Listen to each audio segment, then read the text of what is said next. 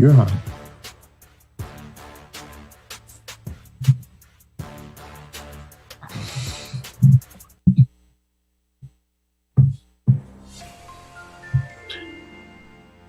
Welcome back to the Combo Couch, everyone. Pasta Jardula here. And I'm Fiorella. And Oz is spinning on those ones and twos. Fam, we're still in Bogotá. Bogotá. I was saying Bogotá, so I'm going to be happy with just Bogotá for a little while. But the way it's spelled Bogotá. How are we looking, Oz? Because we see nothing on our screen over here. All right, so the studio looks a little messed up. So we'll just stay over here. Oh, yeah, look how pretty. Fam, I think you're a little bit too close to me. I can move the mic a little bit close to you, but see how you're like, you know, you're in my space. This is my space right here. You can see. Guys, see what I have to deal with? You see what I have to deal with? On a regular basis, you have to deal with it. I do have to deal with it all the time. It's quite obnoxious of you, but you know. So guys, we have been crazy traveling. We're still here, but we want to do our own show because yesterday, of course, the streaming, we were multi-streaming with different people, so we weren't always on. And I was putting out as many videos as I could in the last few days, getting very little sleep and writing a novel of an article. So now I need you guys to do us all a favor because we're clearly being shadow banned and not in the algorithm. So please share this out and try to get it out there because I don't know what's going on, but it's really bad. I'm being like super shadow banned on Twitter too as well. And with elections, I know it's like, especially in the global South, it's like everybody's talking about bullshit in the United States right now. And I'm going to say that it's bullshit because really you kind of start noticing how the mainstream media still dominates the narratives talked about in independent media. Because why does independent media have to talk about gun control again? Like, why do we have to keep having this discussion? It's so pushed by mainstream media for you to have this discussion. And if all independent media is doing is covering the same stories that mainstream media is doing, then what the hell is the difference? Yeah. And that is a criticism I have of a lot of the left of independent media, who, by the way, thank you to Telesur. Thank you to Press TV for reaching out to me, for having me on to talk about Colombia, because independent media has been largely silent on this thing. And honestly, I expect better from independent media and content creators who are on YouTube to reach out and say, hey, can you talk about this? Can you come on and talk about this on our shows? Especially the really popular ones who, you know, you would think should be interested in wanting to know what real journalism is on the ground and what's being covered, instead of just completely pretending it's not happening because it doesn't get you as many clicks. Because talking about the bullshit happening with progressives and the Bernie-crats is so much more exciting. And it just gets so stupid and tedious and tiring to hear, you know, what's going on in the United States is what I asked Posso. And he's like, oh, it's the gun control thing again. And it's like, oh my God, how long till we stop talking about this again until then we forget about and go on to the next thing? Literally, it's just so stupid. And when you come here and you realize what people have lost, it's just like the shit you guys talk about. And I'm, you know, and like, especially in independent media, should be a lot more important and should be a lot better than, especially if you consider yourself a leftist or an anti-imperialist, than what is actually being covered. And so, yeah, that's my rant. Well, I mean, fam, you know, I talked about it on the morning show with Steve today, you know, with Kamala Harris again out there asking for a ban on assault rifles, Cory Booker doing his little theatrics. Oh, when are we going to love our kids as much as we love our guns? Stupid. So then I put a little clip of Cory Booker going, well, I'm taking my information from the OAS, which he knows is CIA light. You know, I heard we were in a certain room the other day with some election observers that really don't talk the same language about elections, about the process, really, to tell you the truth. And that's something that's really just driving me crazy. The fact is that everyone wants to talk about the politics of elections, but they don't want to talk about the process. And that's why we go to talk about this process. Right. That's why we're fanatical about the process, because we understand that they're both equally important, right? That the politics will never change until the process changes. So to all the leftists out there that like to talk about the politics, yeah, it's important, but now you're just spewing hot air because you're not talking about the process. And for us to meet somebody the other day, the magistrate fam, oh my God, you know, we're gonna play some videos the other day. I mean, he had me in tears. And for me, he was the most influential man I've met in the 4 countries I've went to now, looking at these elections, I mean, just blew me away because he understood that the process was so important, but he also talked about the politics. It went hand in hand. And at the end, he ended up pretty much saying that this will be one of the most transparent elections that Colombia will ever have. So the fact is that that's not being talked about by the left is just crazy. And then the gun talk, Cory Booker, Kamala Harris, like we talked about, it's just one great distraction. Yeah, and, yeah. And you can't keep playing into it as independent media. You have to stop and see the manipulations of the media. Of course, we're going to talk about things that happen. Like, and let me tell you this too. It is absolutely awful that kids were killed again. And it's awful. It's even more awful to me that is weaponized by both parties to politicize it one way or the other. Yeah. And that pisses me off the most because you know what? And the deaths of these kids are very real. But the fact is that you must understand that the intelligence apparatus weaponizes everything and exploits everything to get what they want. And we know this because we travel to the countries suffering from the years and decades of exploitation. Colombia, by all accounts, is a neo-colonial state of the United States. It is a NATO partner, and it's literally in South America. What does Colombia have to do with NATO? Well, it has. I invite you all to read the article I wrote. It has a lot to do with the Plan Colombia. It has a lot to do with the School of the Americas, where the Department of Defense sent people from Colombia and people from other countries in Latin America to get trained by the intelligence apparatus, including the military, and to, of course, be the ones that help push coups all over the world. And of course, it's Memorial Day today. So we are going to talk about that. What does Memorial Day even mean in a time when you see the United States continuing to exert its an attempt to have international jurisdiction, not just over the free press via the incarceration of Julian Assange, but also via the intent of having to still have this power over complete and total sovereign nations and then blaming the people who push back. Yeah. And, you know, there's just, I don't know if we have it anywhere in the folder today, fam, but I think we talked about it the other day, that there was a push for an audit here. They wanted like a mandatory audit. And the Duque government reached out to the Biden administration or vice versa. And they said, no, you can't have your audit because there could be Russian collusion involved. Yeah. So therefore, we'll send the FBI out. And that's literally, you can't make this shit up. The jokes do write themselves. But I was like, oh, fam, rest assured now, whoo, the FBI is here to observe their elections. The OAS was here. The FBI was here. The National Endowment for Democracy was certainly present in Colombia. Colombia is a different country than when we were in Nicaragua. I mean, it's completely, it's in a completely different political realm, very conservative, very much similar to Peru, in my opinion, the political spectrum, where there's a lot of anti-leftist views because they blame the left for being terrorists. Now, the FARC is what, I'll give a little bit of insight on the FARC. So the FARC is this militarized leftist coalition that came to exist to oppose the actual the fascism from the government, like the paramilitary fascism that happened, right? And so but that's not what you were taught growing up, was it? No, what I was taught growing up was that the FARC were a bunch of narco trafficking terrorists. And that's what I was taught. In fact, that is to this day what is pushed out in Latin American channels like Univision, Telemundo, the mainstream media of both countries of Colombia and of course the United States. That's all you hear. When you hear the FARC, you hear, oh, they're terrorist groups. That's what I was taught as a child. When I found out who the FARC were, when I found out they were like the resistance against the brutal regimes that the Colombian people have endured for years, I was like, wow, I cannot believe that I thought for so long that they were these terrorists. And like, it's these things. It's the same way that a lot of us are painted as being the evil pro-Russia, pro-whatever, crazies.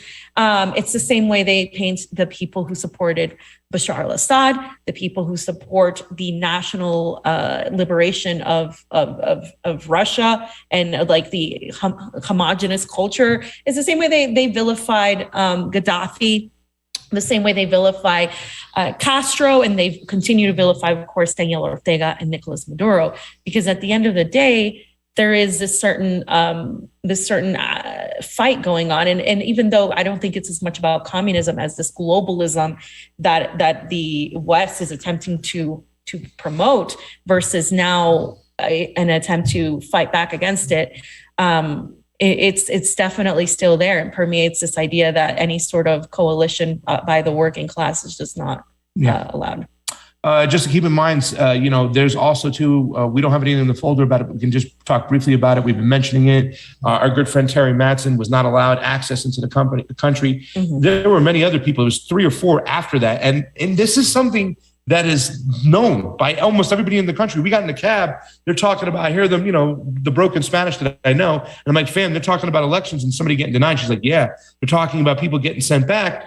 Fam actually translated for one of the communist heads, the General Secretary of the Communist Party of Colombia. And he started off asking about Terry Matson, and Fam, who was able to tell what's going on about what happened with Terry Matson. So this is a known thing. And you'll see later on with a video we had that Fam just posted just recently. It's going to get so many likes and so many followers because, people know what's going on. They realize what's at stake over here. This isn't just a simple election. This is their first opportunity to get, start moving the ball, almost like with Honduras, right? Yes. Get rid of this narco government, get some sanity in there, get some, help for the people. He's not the most leftist president out there. In fact, some people say he's center left. But his vice president is amazing too as well. And this is an opportunity for the people to really have a representative government. And they don't take it lightly, fam. They take it serious, this election. So, yeah. And one of the things I want to start with reiterating is what Posso just said.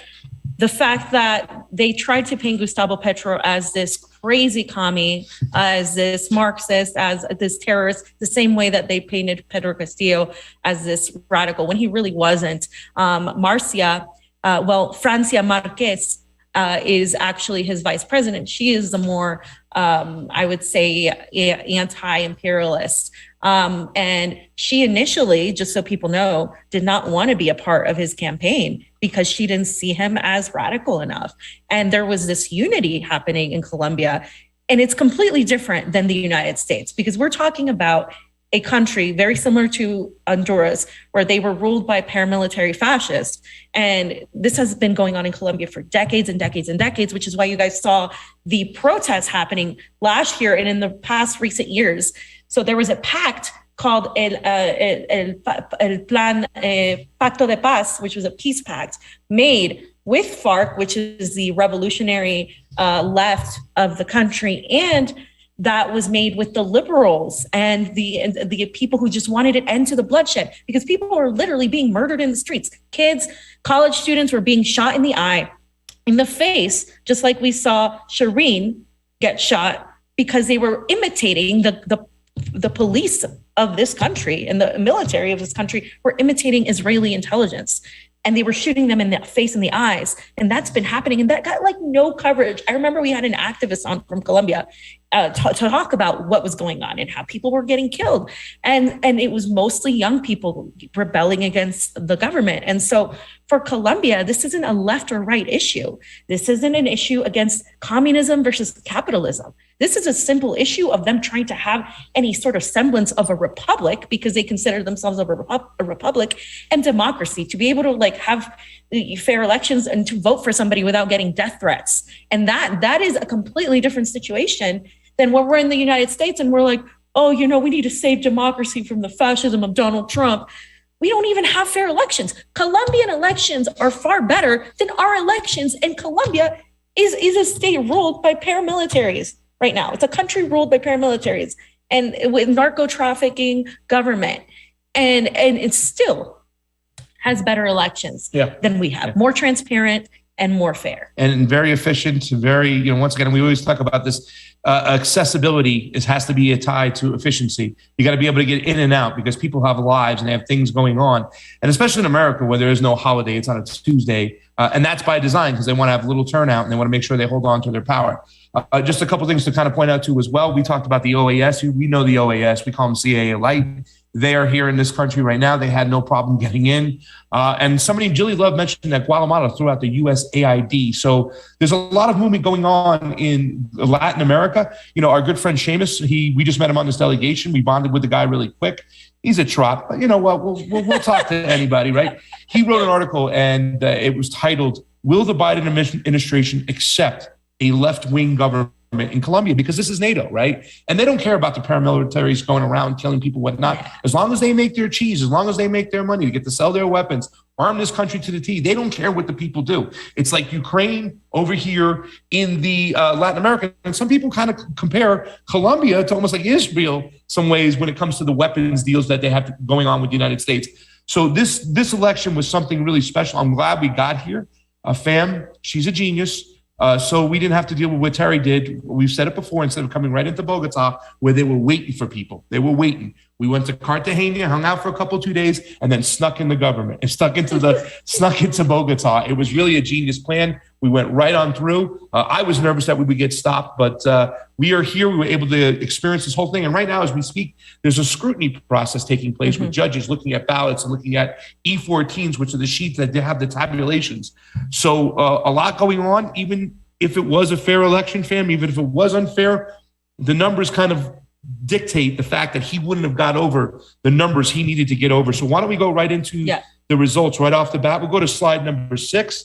Fam, you want to explain what's going on over here and so that people understand the 2-round process? Yes. Okay. So right now, these are the results so far. There's going to be, as Posso said, a scrutinizing process, which will have the judges looking over to verify that these results are accurate.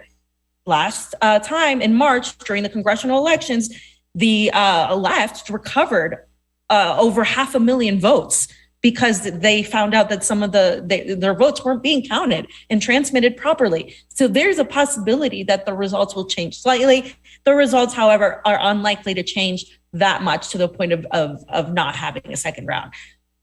We're going to cover this from the aspect of, this is actually not, a lot of people of anti-imperialists have been saying, oh, the left has won in Colombia. Not really, not yet. There needed to be a full-on first round victory to secure Gustavo Petro's win, because I'll tell you why. This is probably the worst scenario that could have happened besides Petro not winning, because the candidate that you guys can see here, Gustavo Petro, has 40.32%. His vice president, Francia Marquez Mina, is of course there with him. Now you look at the second winner, Rodrigo Hernandez. He is this far-right populist of sorts. He's running as a populist. His vice president is also a Black woman. Her name is Marlene Castillo. And did you put it in there in the folder, the Nazi comment? Because if not, I will add it. No, I did not put it in there. Okay, I'm going to put that in there. He has praised Adolf Hitler. He is not by any means this outsider. He's kind of the reason he gets compared to Trump so much is because he's painting himself as this outsider populist guy. But he's wealthy. He's a current mayor, and he has a lot of controversies tied to him. He is by no means this anti-establishment guy, but he was able to become very popular on TikTok. He skipped most of the debates, and he rose to defeat the guy that was in second initially, which is Federico Gutierrez, or Fico, as he is known. It's the Centro Democrático. That's why it was 23.91%. What? It's called the Centro Democrático. That's the name of the party. I've been calling it Fico the wrong one. That's my bad. Okay. Yeah. Part of the Democratic Center Party. Okay. Yeah. Which is the ruling class party here now. That's the ruling class party. Ivan Duque's party. Ivan Duque's party. So that is the establishment party. He came in third. Had he come in second, a lot of the Rodolfo Hernandez people may not have voted for him. But because he came in third, he has endorsed Rodolfo Hernandez, meaning that the combined total of these votes exceeds Gustavo Petro's votes by 2.5 million. It's a lot. That's a lot. It's a lot. And we are less than 20 days away from the June 19th second round, right?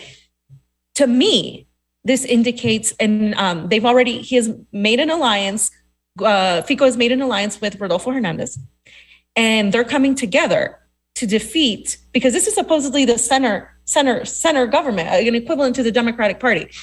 So he's uniting with the far-right Republican populist to defeat Petro. Why do they want to defeat Petro? Because Petro has said, first of all, they have Francia Marquez, who is an environmentalist. She's definitely, she's a Black woman, and she comes from a working class area. She's more of a radical. But Petro wants to bring in more social programs for Colombians. Yep. And he wants to raise the GDP by 5.5% to provide for these programs. He wants to pay attention to the exploitation of Colombia, and he wants to have good relationships with the Latin American countries, particularly has mentioned Venezuela. Yeah. Now, Rodolfo Hernandez has also said he wants to have some sort of trade agreement with Venezuela, probably looking at the oil, and that because they're right next door.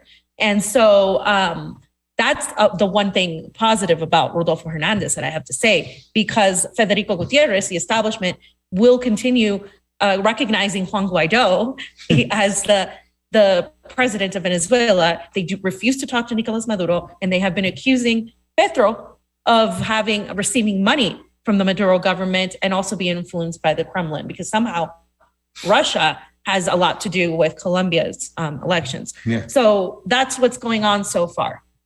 The other two parties down below too as well. So Fajardo, Sergio Fajardo came in like fourth essentially. And Fajardo, the problem with Sergio Fajardo is he could potentially help Gustavo Petro. This is a centrist party, very centrist, just another option. And he could very well endorse Gustavo Petro. Why? Well, because Gustavo Petro could make a deal to allow him in his government. And that's something that is likely being discussed right now, because whoever wins is going to want a position.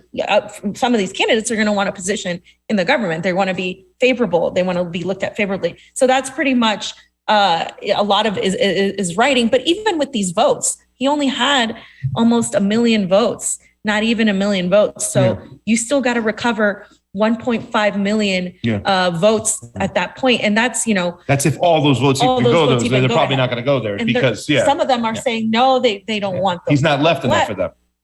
Well, no, some of them are saying that his people are saying that they can't support Petro because they're hurt, they're butthurt about it, and they don't want to do it, and blah blah blah. So Gustavo Petro's party has to find 2.5 million more votes to defeat the other alliance, and so that's a problem. Why turnout was 55%? That's higher for Colombia. It was like 50% before, and that's not a really good turnout. But it's better than the United States. And that's on a holiday, which is today. There's a holiday going on. A lot of stuff is closed, so a lot of people are out of town. Yeah.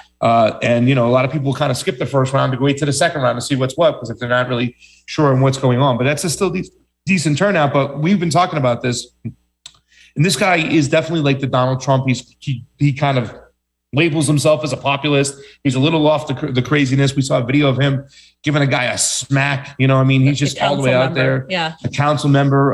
He's going to put it in the folder, and we'll get to it eventually. His comments about following Hitler, the intelligent working man Hitler and whatnot. And so there's a lot of craziness about him. I think this was the worst case scenario for Petro. Mm-hmm. Had Fico, which is what they call him, from the Centro Democrático.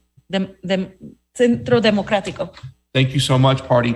Had he finished second, I think it would have been a lot better for Petro looking around there, because I don't think that a lot of Hernandez's people would have necessarily voted for, again, that same party that's in power that they're pissed off with. Yeah. So, this was the worst case scenario. A lot of people are telling us, so it's going to be an uphill battle. There are votes they can get out there, fam. If there's 55% of the people who voted, if they can increase that by 10%, maybe they can find those votes they need to win. So who knows? We're going to have to see what's what.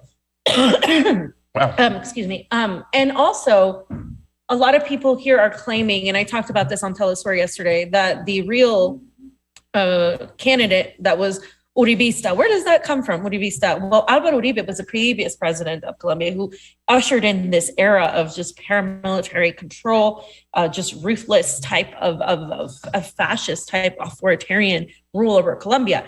That's what they call Uribistas. And Iván Duque exerted that same type of policy. And Iván Duque got elected, by the way, with the help of the United States. And so that's why so many people in Colombia are blame a lot of their problems with the United States. It's people that are aware of it. The people that are not aware of it, of course, they embrace neoliberalism, and that definitely happens more so in the capital. But a lot of people are saying that the real candidate that the Uribistas were pushing is actually Hernandez, and that the other guy was just a spoiler. Yeah. So that could potentially have been the plan. We don't know for sure, but we do know that there's an alliance that has already been made, and it seems that that's the route they're going. Yes. So let's get into this and kind of experience a little bit of our weekend here, so you guys can see what you guys produced by putting us on the ground. She didn't sleep much the day before. She was getting out some mad videos. We have some awesome videos here too as well. I think one of the, like I talked about, what we're going to show right now, we're going to go to slide number 8. This guy was just amazing, really, to tell you the truth. His name is Luis Guillermo Perez. He's one of the magistrates, and there's like 8 magistrates. There's a 9th one who's kind of like a symbolic one. He's from the FARC that they purposely made sure they got in there. But he's one of the other 8 magistrates that is not really liked among his group, whatnot. You can tell he's a guy who goes against the grain. When we were told we're going to go meet him, you're like, this guy is fire. You're going to love him. And I was like, yeah, sure. But this guy cares not only about the political aspect, but he also cares about the process. And that is his job, to make these elections as transparent and as fair as possible. He opened up his speech talking about this whole bullshit that was going on, where a lot of people were putting it out in the media that Petro was being funded by the Maduro government. Yes. And you're talking with Juan Guaido and all whatnot. So Fee cut up a little video. We put it on Twitter. Fam, you want to read the tweet and then we'll play the video? Right. So according to the CNE magistrate, Luis Perez Casas, President Ivan Duque recognizes Juan Guaido as president of Venezuela. And Guaido alleged that Gustavo Petro had received money from Nicolas Maduro. Yet when Perez questioned his colleagues to provide for the evidence of this, right, they could not produce any evidence. Yeah. And so that's what he was talking about in the video. So play video. Mm-hmm. Okay. Thank you very much for having us here. I really do appreciate it, and I share your passion for elections. And I probably have a million questions, but I'm just going to stick to one to make it simple. Muchas gracias por estar aquí. No, this is the wrong video, Oz. Tengo como millones de preguntas, pero vamos a empezar con una. I want to talk a little bit about the transmission and the software where we're having some discrepancies. Wrong video. Del software donde estamos teniendo Number 8. irregularidades. Yeah. One of the guest speakers at our delegation said, This is it. Sorry, we had the wrong video. We'll play that one later. So the Fiscalia went to the apartment. They hadn't left microphones. They were looking to see if there was any microphones or fingerprints. But they hadn't left anything. It was diligent. And when his wife was Video, there, Oz. Dr. Nicholas, they wrote her a threat to Doesn't have the right video. She's a mother of 3 babies. This is the coward. Okay. Sorry, those were the wrong videos. We want to show. Let's get you the right video. Let's get you the We're going to right- go get the link right now. He pretty much opened up what we were talking about, and I was just very curious to see what's going on. We're going to make sure that the right link is then number 8, Oz, because I had him over here and they were moved. Yeah, he talked about this whole thing that was going on where people were talking about the fact that, you know, they were getting funded. It was, and the whole thing about it was they made this smear. I want him to tell you about it because we know in the United States that when somebody lies or somebody puts a smear out there, even if it's a retracted and it could be a half-ass retraction, the damage is done. You know what I'm saying? And the way a person retracts is also important too as well. And that's what happened in this situation. They had gotten out there. Once the information was retracted, it's too late. The damage was done. So he talked about that, and we're going to grab this video right now. Yeah, it's right here. So here it is. Let me put it in here. Slide 2 seconds. Everybody gonna do us a favor. Hit the thumbs up. Hit the share button right now. If you're on Rockfin, please do so. What's up, Hans Amir? What's up, DC? If you're on YouTube, what's up, Jilly Love? And everybody, go ahead and hit the like button, hit the thumbs up, and then hit the share button, and it'd be awesome. All right, I just put the link in the thing. Oz at 8. Number 8, or is that? Yeah, number 8 in the notes. Yeah, in the notes it's on the. Yeah, this is important because this is part of the things that hurt the Petro campaign. the accusations without any sort of evidence that he has ties to Nicolas Maduro, that he has ties to a terrorist, what they say a terrorist group.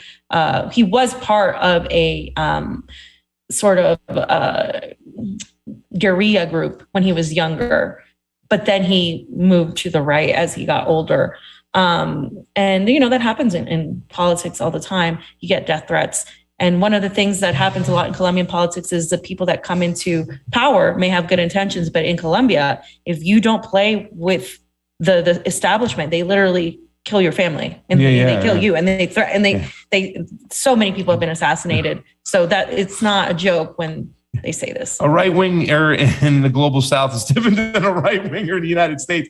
Half of these guys out there, they're fucking death squads, man. Yeah. And you got to be careful. And they talked about this, and I'm saying this video is just like amazing. If you want to go watch the whole thing, guys, go to our YouTube, go to our Rockfin. We broke it up in two. It's worth watching. Fee did an amazing job translating throughout the whole thing. Here, let's take a look at it right now. Gustavo Petro was financed legally in his presidential campaign by the government of Nicolas Maduro, that Ivan Duque in that moment recognized as president of Venezuela, Juan Guaido. So what did I do with that information from Mr. Guaido? Well, I asked for an investigation by the Consejo Nacional Electoral, that they investigate, that they call Juan Guaido via the Colombian government to declare that he gives us proof that Gustavo Petro received money from the government of Maduro. He submitted and corresponded to another colleague. And of course, the government of Colombia never even made any attempt so Juan Guaido could come to this electoral authority to give us the supposed evidence that he was financed, that Petro was financed from the government of Venezuela. The Colombian government never worked or collaborated to do investigations. And then we found out that declarations from the ex-senator from the Republic, Ida Neblano, who belonged to one of the most corrupt clans in the country, and they had illegally given aid to Ivan Duque. Ivan Duque denied the relationship. I coordinated, asked my colleagues to ask the Maduro government and the constitutional government of Venezuela. The joke is that the Colombians asked Juan Guaido, which is funny, recently. Okay, so basically that whole accusation was put out in another video I shared. He talks about how the main, one of the mainstream media channels of Colombia called Caracol, a journalist had said that she had evidence from somebody that was hiding out in Spain that had that Maduro had been financing Gustavo Petro's campaign. But then a day later, they had to retract that entire story because they were unable to provide evidence. But they retracted the story without retracting Gustavo Petro's name. So it wasn't really a full retraction. And it was just the damage was done because millions of people in Colombia had already heard that. And they were like, oh my God, he's financed by Nicolas Maduro. We don't want Colombia to turn into another Venezuela. That is the go-to of not only the United States in the media, but also the media here, which is very much like in the United States bought by the corporate establishment. And so that accusation let a lot of low-informed voters and a lot of people that hate Nicolas Maduro think that he had a relationship with Gustavo Petro when Gustavo Petro has spoken negatively about Nicolas Maduro and Venezuela. Why? Well, clearly he's not that on that side of the ideology, but also they're so scared of having any sort of allegiance to Venezuela or any sort of anything with Venezuela because of the smears that come and happen. Or the chance that, they'll come in there and coup your ass without even hesitating.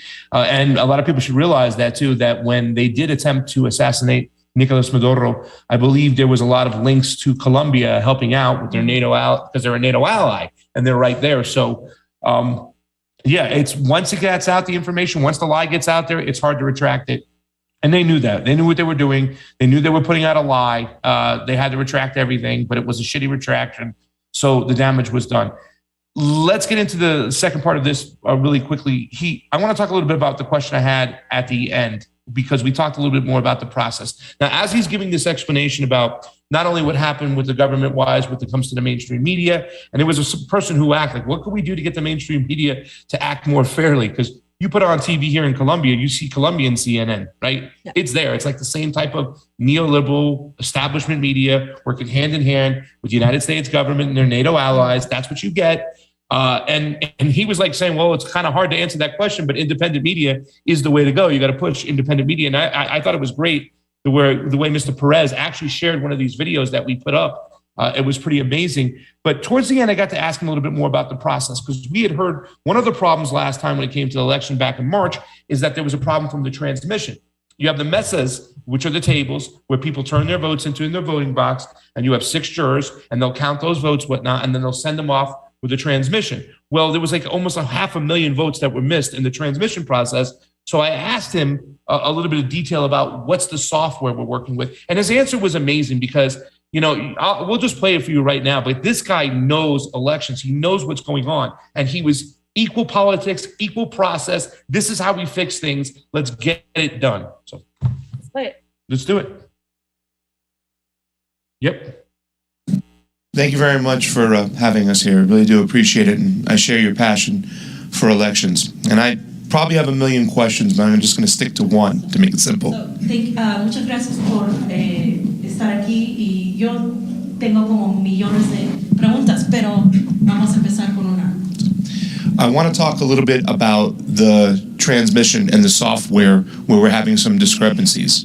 Quiero hablar un poquito de la transmisión y del software donde estamos teniendo irregularidades. One of the guest speakers at our delegation said the issue last time was the transmission from the mesas to the tabulation room, in which you kind of mentioned earlier. Uno de nuestros delegados dijo que en las elecciones pasadas de marzo el problema fue en la transmisión de los datos de la mesa hacia la computación. I've also heard that they expect to have those same discrepancies this time again.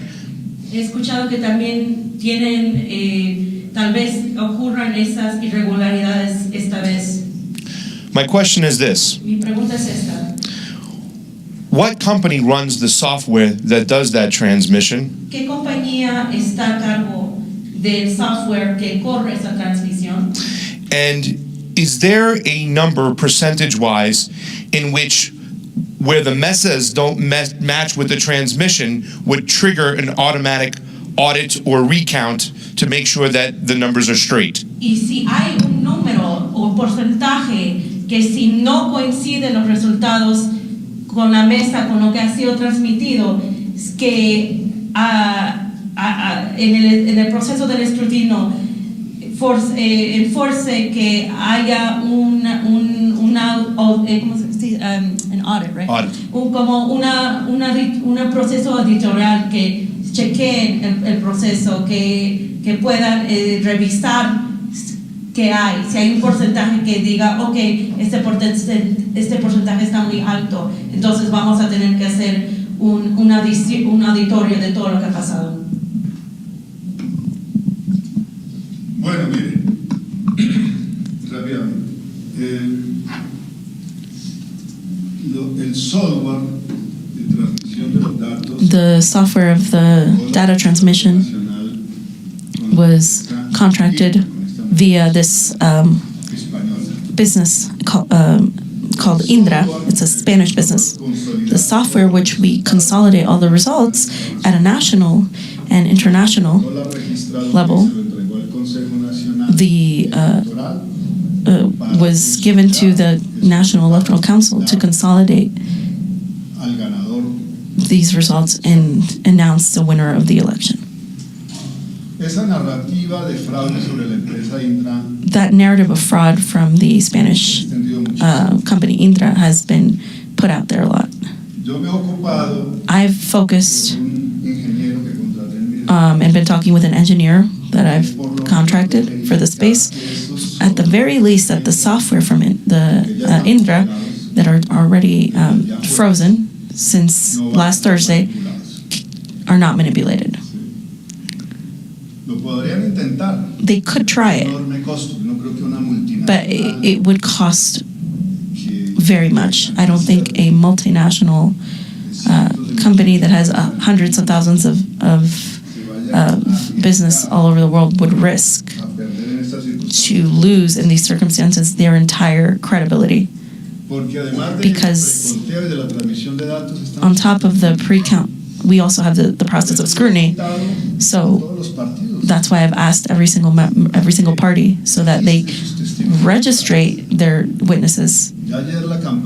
Yesterday, the campaign from the Pacto Histórico has already told me that they've already registered more than 70,000 witnesses.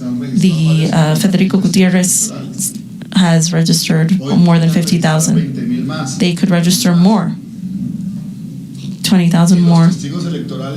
And the electoral witnesses can take pictures in real time.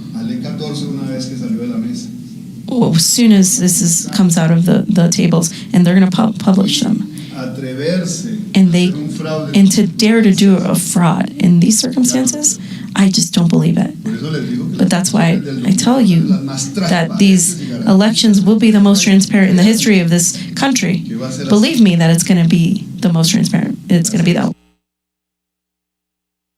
So, and I think the elections at least in Bogotá, I think we're going to be talking to some of our people that were in other parts of the country where there was more rural, and in those places there's been more abuses reported because there's just not the organization, the security to back it up. But like in this part of Bogotá that we've been in, I could definitely say in general the elections have been the most democratic for Colombia, because the elections weren't democratic in the last congressional election earlier this year in March, and so he was trying to make sure that they were democratic. In fact, he's the one that demanded the thumbprint system. He's the one that demanded a signature.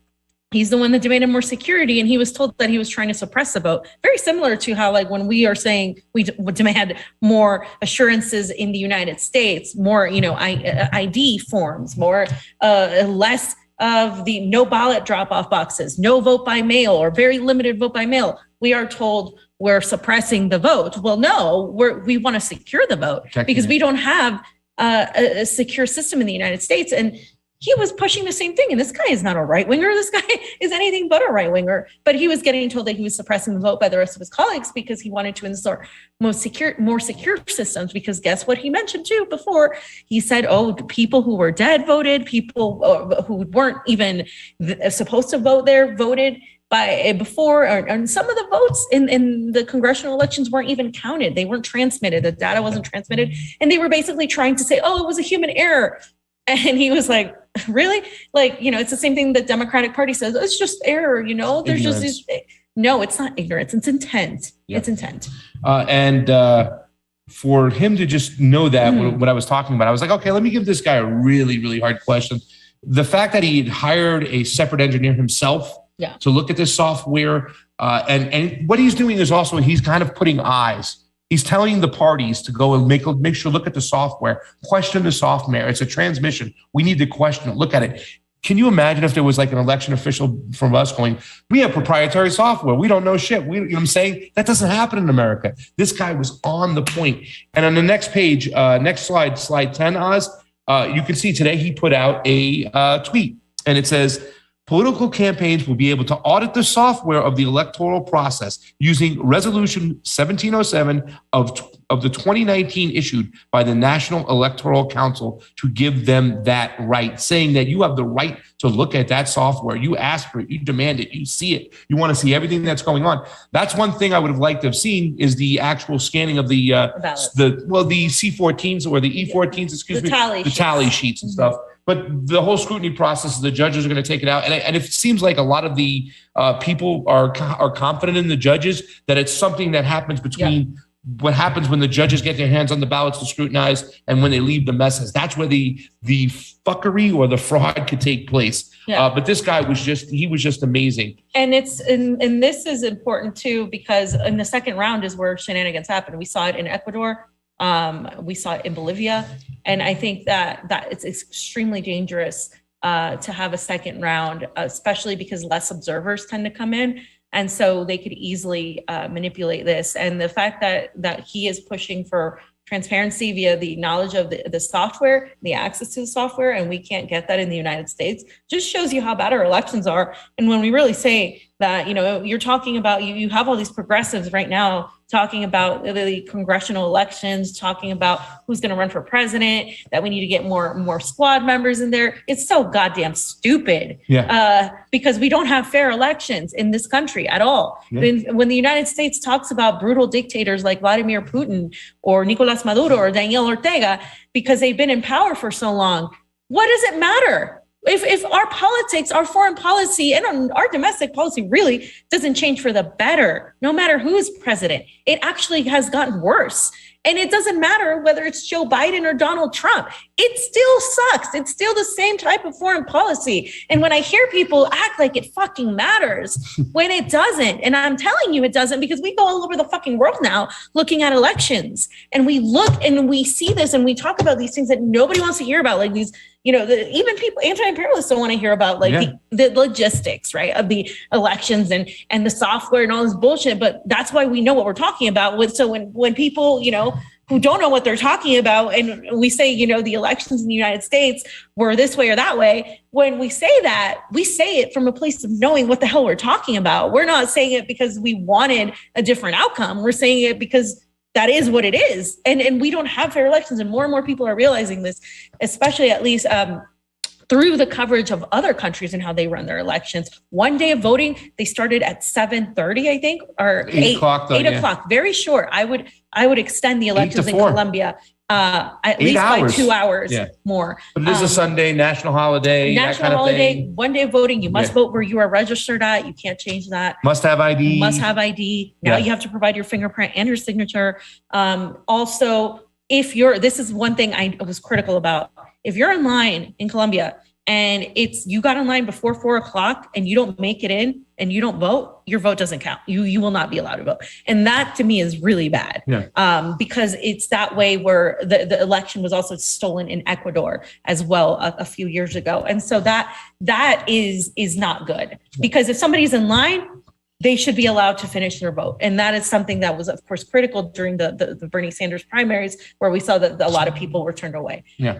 And fam, wow, you just hit it on the nose there too as well. It's not that we care about the outcomes, that we see the framework and the process of these elections. And when you look at the United States, and I'm going to just echo this too as well, fam, you're right. And I put this up, this is slide 11. I said, it's beyond sorry and ridiculous hearing leftists constantly talk about the politics of elections without ever addressing the process of elections. Right. Hey, bozos, quoting Nicki Minaj, is that who it is? Yeah. The politics won't change until the process changes. That's it. Bottom line, you're spewing nothing but hot air at this point. And I was seeing some people talk about Colombia today, and they're talking about all those things that are going on. The paramilitary groups, the threatening, the bullying, the buying of the votes, all that stuff does take place. We even heard that particular person, I want to say his name right, Luis Guillermo Perez, talk about the fact that they have bosses that were telling their employees that if Petro wins, they're not going to have a job. Yeah. Kind of fear-mongering people into going voting against Petro and stuff like that. That is something we can only account through firsthand reports or secondhand reports of people saying, hey, this is what happened. These are testimonies. We can't stop that. That happened in this election. That absolutely happened, where people were threatened against voting for Petro because they were going to be fired, or they were threatened the same way that people were threatened in Peru. Oh, the businesses are all going to go away if Petro wins. Nobody's going to want to come here. It's going to turn into Venezuela. That happened, and that works because people don't want to.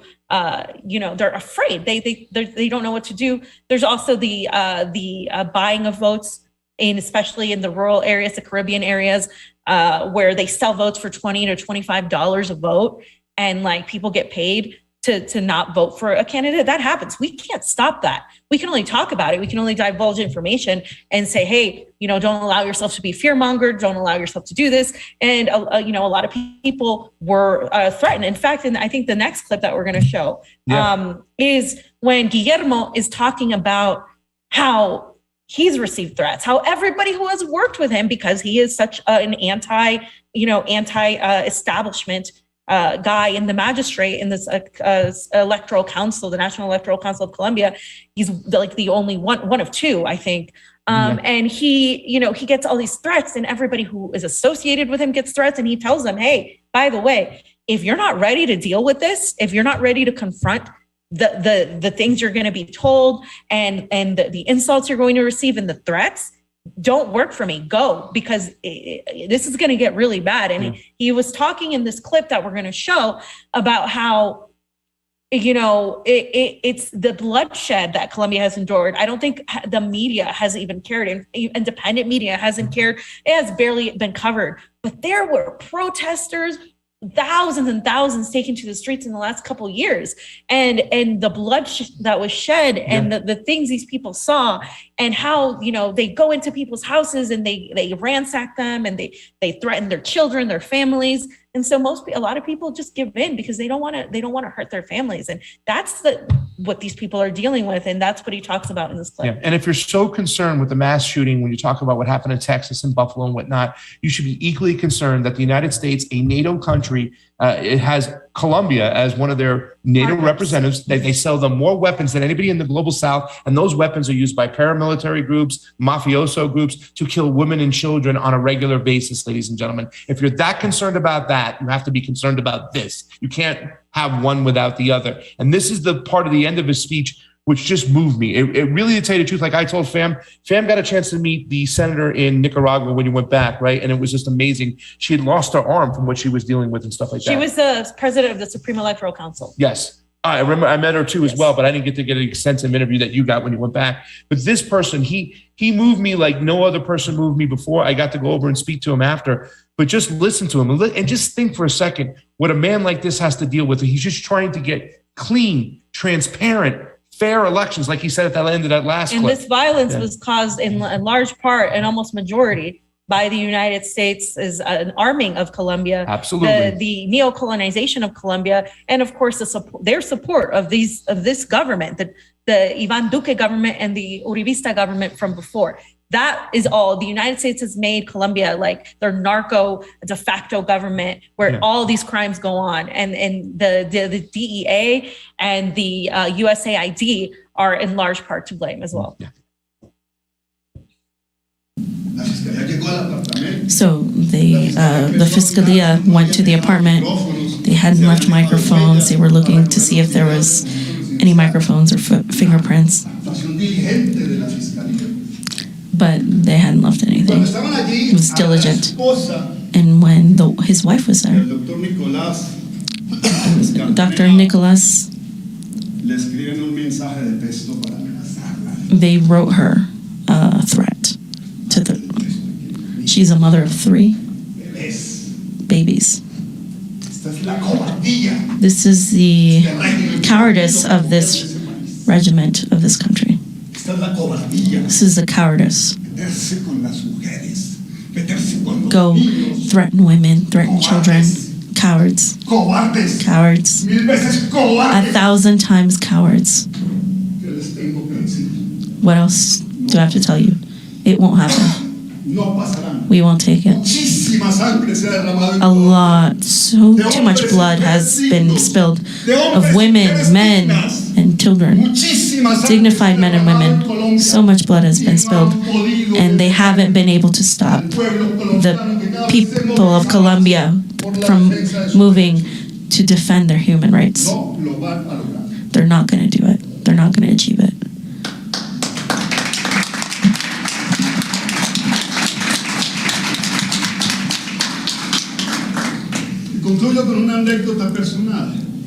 And I will conclude with a personal anecdote. Dealing with all this state, these coups and the militarization, I made my suitcase and I put it in my cabinet with a few bits of clothes to have a plan B in case there is a coup, in case there's an inevitable victory for the popular vote tomorrow. There's a coup, and I asked my wife to do the same. Why don't you just put your suitcase together, and if we have the possibility of saving our lives, let's try it. We'll try it. We'll try saving our lives if there's a coup. And she told me,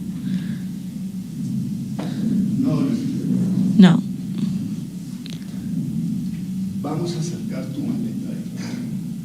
Let's take your suitcase. If there is a coup here, my love, we go out into the streets.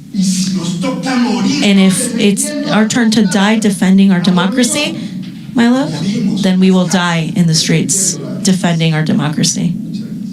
Thank you very much.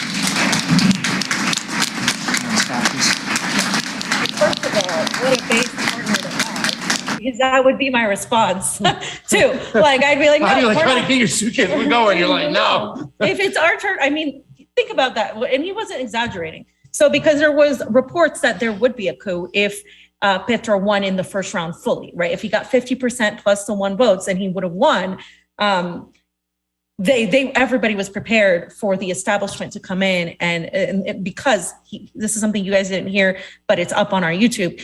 They had infiltrated the anti-establishment government had infiltrated WhatsApp messages from the military and the police who were organizing to have a real insurrection and take over the country and not allow him, Gustavo Petro, to come into power if there was a first round victory. And so he, as being somebody that's extremely vocal against his, and extremely critical against the government, has received threats. And so if there was a coup, they would come after him. So he knew that.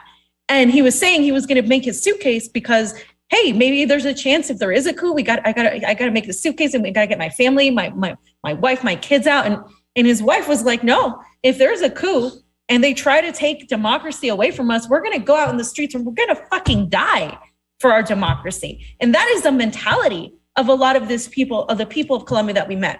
Yeah. And some of them are in government and some of them don't want this, but they're constantly being threatened. And that is what these people are fighting for. They're fighting for their lives. They're not fighting for virtue signals. They're not fighting for some sort of self patting. Oh, I'm such a virtuous motherfucker because I'm, pro women. I'm anti-fascist. I'm this, I'm that. They're not fighting for those empty virtues and symbolic gestures that many leftists are fighting for in the United States. They're fighting for their fucking lives. Yeah. And that is something that people in the United States have no idea about.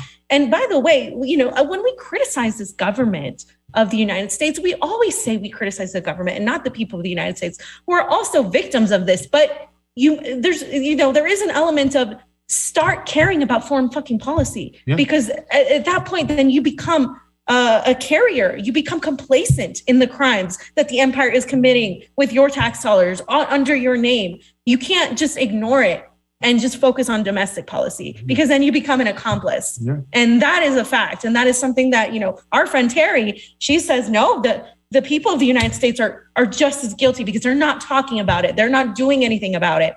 And, and I understand that sentiment, because there has to be a way for people to wake the hell up, because you haven't experienced in the United States an ounce, a fraction of what these people in these countries experience. Yeah. And you have to start paying attention to the process and the logistics of elections, because if they're not fair, you'll never win.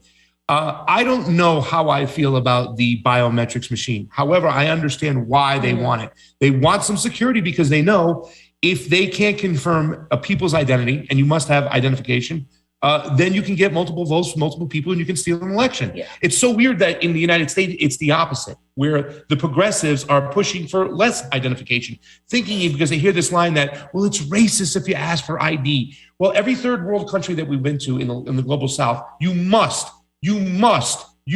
have ID to vote. There's a reason for that. You should be pushing to make it so it's easier to get IDs, right. Not eliminate IDs, just make it easier to get IDs.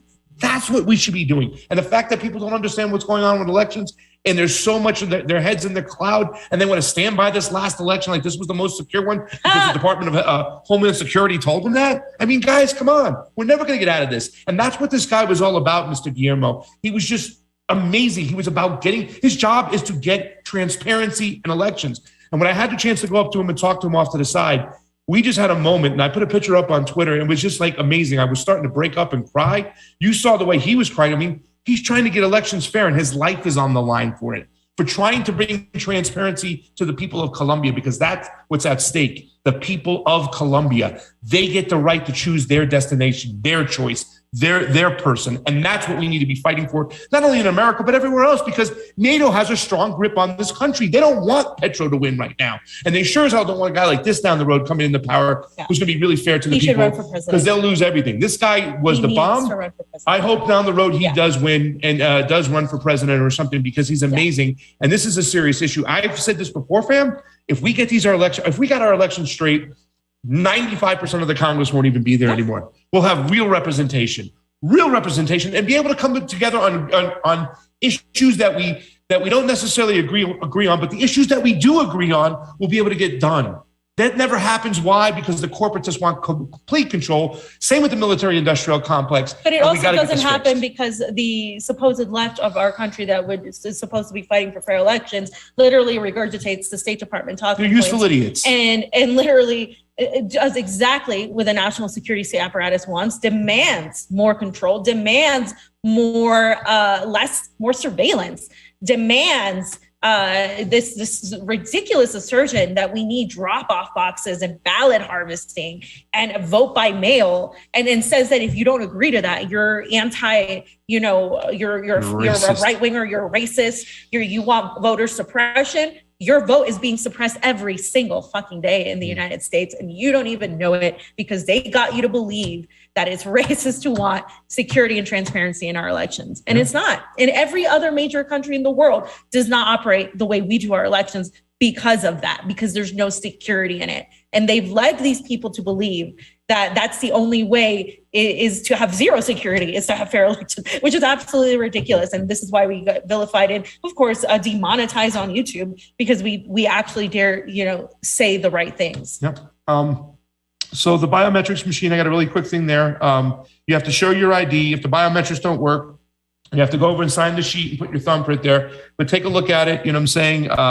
Once again, I don't know how I feel about it. I don't know if we have to go that far, but I understand why they're doing this, because they want to provide security. And if they know that the biometrics machine is out there, that would deter some people from trying to cheat, because there's a fail safe there that can get caught on. And if the biometrics doesn't work, they do the thumbprint, like you said. And also, the reason biometrics is necessary in a country like Colombia is because of the things he mentioned before. But I mean, like I said, I'm not crazy about that sort of thing either. But at the same time, it's something that they're trying to get security, because there's been so much fraud. They've been stealing elections in Colombia forever. And so I understand why they're resorting to that. And we have more surveillance now. We have Republicans arguing for more cameras everywhere and for facial recognition.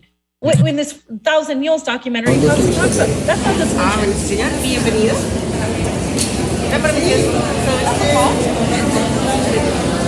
No highway.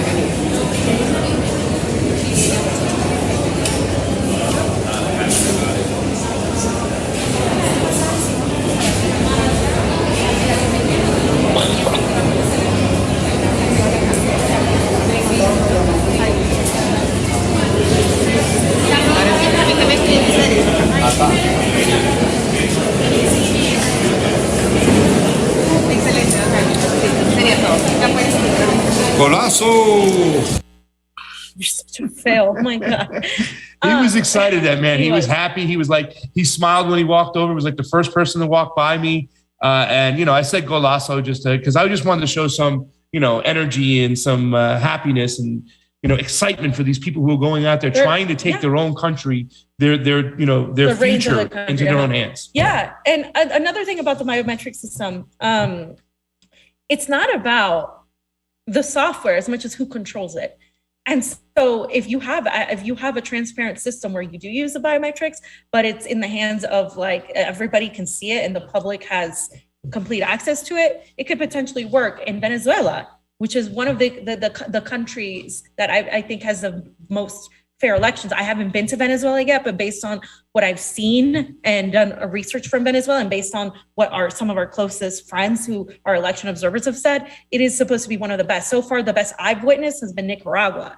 And Venezuela, of course, has this election system where they do use the biometrics. However, the material is also open source. They have paper. They also have paper ballots as well. It's digital, but they have a paper ballot trace. They go through the whole thing. Venezuela has been talked about in the United States as having a dictatorship, unfair elections, and it seems to be the exact opposite from what you hear from international observers from all over the world. International observers that, by the way, all have different degrees of ideology. We don't all have the same ideology.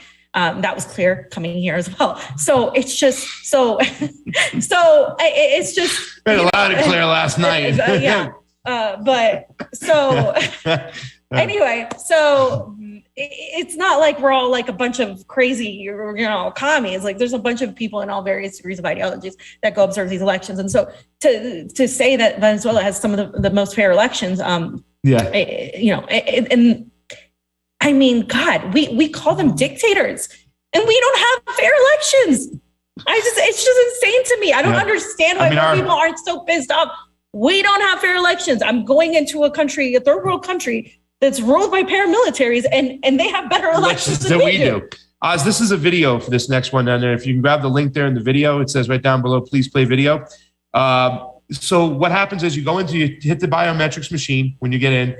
Now, the one thing that's a little bit wonky about Colombian elections is that there's a list of names outside and you have to find your name and find your mesa. And they split it up by Social Security, men, women, that kind of thing. So the Social Security equivalent in Venezuela is the number that they have. Yeah. And their identification number the number kind of signals how old you are.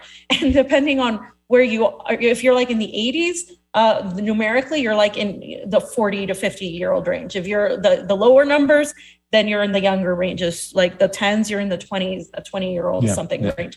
And so they have them listed out. Yeah. There's no check-in table. There's no check-in table like in Nicaragua. There's no somebody taking you to a computer. There's a website where you could go to check, but that website is often down and was down during the a great part of the day during the congressional elections, which was also noted. And so it's a little bit, to me, that is a weakness, the registration system and all of that. But once you do find your mesa, when you go into it, you hit the biometric system, you then go to a table, and the table will have about 6 jurors. That's the average amount of jurors we saw at each table. There can be no less than 2, right? And those jurors are randomly selected. And they can't know each other. So we were asking at each table, you know each other? You know each other? No. They'll let you sign your form that shows you're going to vote. They'll give you your ballot. You'll mark your ballot. You put it into the vote machine, into the box right there, and then you leave. How long does this process take? Well, we would know. We were talking about this one lady. We told her, so, well, that's really nice. Take a look at this right over here. It takes less than 6 minutes to vote, just over 5 minutes. And she even went to the wrong mesa. So take a look. All right, go. All right. Follow the lady. Right there. Okay. 7 seconds.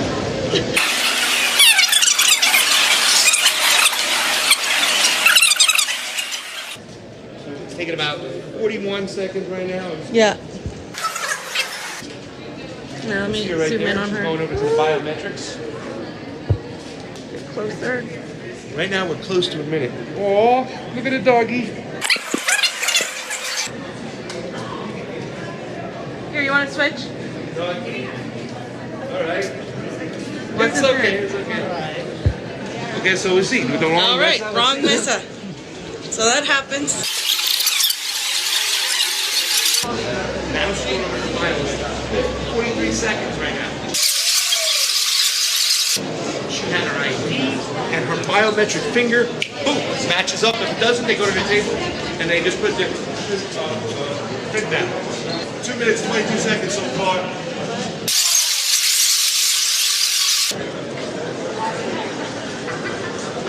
Just over 3 minutes.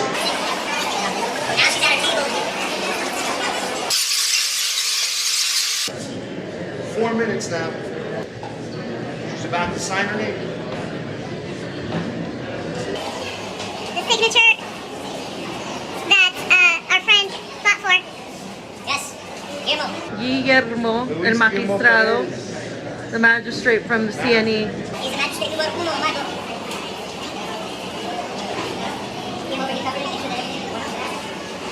There she goes. Now she's voting. 4 minutes and 45 seconds.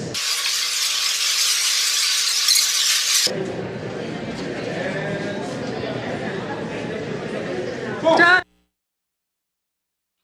She knew who she was voting for right away. She was like, "Boop." Yeah. I think it was like 5 minutes and 18 seconds or something, 5 minutes and 17 seconds. And that's when she went to the wrong fucking table. So she would have probably got under 5 minutes, but you can see this. And we say this all the time. The Democrats or the establishment, whoever keeps pointing for accessibility, fair. We got to get more accessibility. We can't have like individual precincts. We got to have vote centers and then we can go wherever they want at any time. We have to do it weeks in advance. Well, if it's not expedient and it takes you 3 hours, 4 hours, 5 hours, we kept on checking the pizza lines, UCLA. I mean, this is something that's real. We're not making this up. You can go back and just check and see how long it took people to vote. Well, that's not accessible. Expediency is tied to accessibility because if you know you're going to go and you have to show up to vote and it's going to be hours, you're not going to sit there, especially on a Tuesday in America when we vote and stuff like that. You're just going to skip voting. You know what I'm saying? This way is very, very expedient, and that equals accessibility, fam. Exactly. And I mean, I just recall, and I think we told so many people, we're like, in the United States, it takes like hours to vote sometimes. The lines are so long. They couldn't believe it. Because it's like, and they want you to vote by mail because then that way, they can control the vote. They can cheat the I system. mean, there's no way. None of these countries have vote by mail, even if you're disabled. And that's something like I would even be more lenient and say, okay, we can allow these people if they're disabled. And then we can have this a register of who is in that category and who absolutely can't make it and blah, blah, blah. But what they do with the disabled is they find ways to get them to the right mesa, like they did in Nicaragua, where they literally carried a woman up in a wheelchair. In the wheelchair. I mean, sure. They let them cut the line there too. They could work on, ramps and accessibility and all of that. And I agree with that. I'm not trying to dismiss the people who are disabled, but that is an excuse weaponized by the establishment to have vote by mail. And Americans, largely even progressives, think that, oh no, it worked so well in Washington.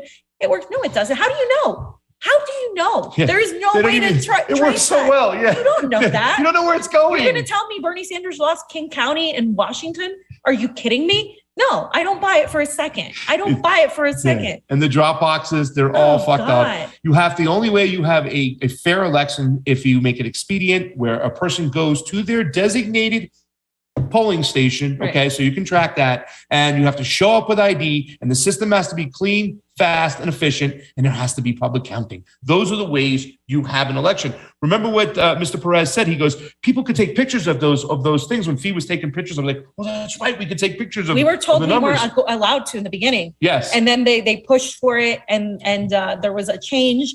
And they were like, you can't do it at all times, and you can't do it when people are voting, or you'll get kicked out. Yeah. But you can take pictures of like the counting, and you just can't interfere with the voting process or the counting process. No. And so we had to wait till they were pretty much done counting to ask them for the tallies of, how many people voted for Petro, how many people voted for Hernandez. And that's real. I can't do that in my own fucking country. I can't do that. I can't watch them count anything. Yeah. Like, and if you ask for an audit now, you're a right-wing Trump supporter. I mean, what the hell? Do you think Gustavo was Guillermo was a right-wing supporter? Clearly he wasn't. So it's just like, it's just fucking ridiculous. Yeah, and a lot of people say they just want fair, transparent elections, no matter who it is. And the way we're allowed to witness counting, fam, is they put you like a glass aquarium, and you get to look at a machine. They stuff thousands of ballots on that goes, zzz, and you can't even see the ballots. It's like ridiculous. It's a machine that can be programmed to allow any signature or to not allow any signature to validate the ballots. So why don't we have real human beings counting? our votes. Why does it not bother most people? Why do they care about, like, why am I getting messages, okay, I'm running for this and that? I don't give a shit, because you're not talking about elections. You're not talking about the fact that we don't have fair elections in this country. You're not telling me how you're going to overcome that. It's going to be a waste of everybody's time to talk about how great your campaign's going to be when we don't have fair elections. Yeah. You'd spend all that time knocking on doors, making phone calls, doing what you got to do, showing up to your little events, and you don't even get a fair game. What is wrong with you guys? And the fact is, they have cornered people. They put them in the corner, especially on the left, that if you talk out against it, it's a right-wing issue. And if you're a candidate that opposes the results and stuff like that, or rejects the results, then you're looked at as a sore loser and a baby. It's just a fucked up system. Now, I cried with the magistrate, and I also cried this other time, fam. I don't even know how many views you got on this video, but it should go viral, because this is somebody who caught us in a precinct, a sense, or a place to vote is what they call it in Spanish. And what she said was amazing. I'm just gonna let the video play, and you guys take a look at this, because this was just powerful. Do you have anything to say about this? Or yeah, so she was a woman that saw our badges of international observers, right? And she came up and she just was so happy. She wanted to talk to me. She wanted to interview me, and then she couldn't get her thing working right. But then I was like, hey, can we talk to you? Can we interview you? And so we talked to her, and she was getting emotional because she was so happy that we were here. And she also mentioned, I don't think it's in this video, or it might be, she also mentioned that she was upset that so many international observers did not make it, and they got scared, and they were really sad, because they were like, if there's not people to observe and ensure that we have a democratic process, like, no, so much is on the line, so much has happened to us. And that's what she was talking about here. Que ha sufrido desde hace muchos años. Yo no había nacido y ya me habían robado la democracia. En el año 70, en mayo, ya me habían robado la democracia. Esto no se trata en el año 1970, en mayo, cuando se robaron las primeras elecciones en el país.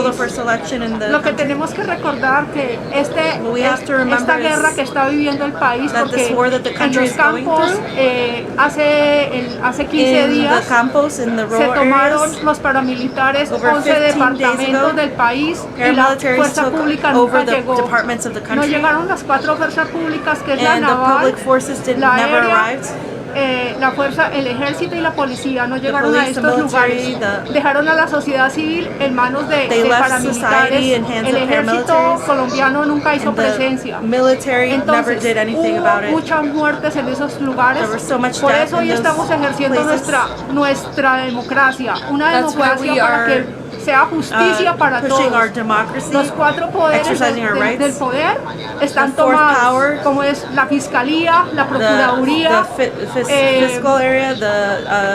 la defensoría del pueblo. Y digamos que acá hablan de dictadura cuando se han tomado los cuatro poderes para suplantarlos, para perseguir a los fiscales, para perseguir a los jueces que hacen justicia.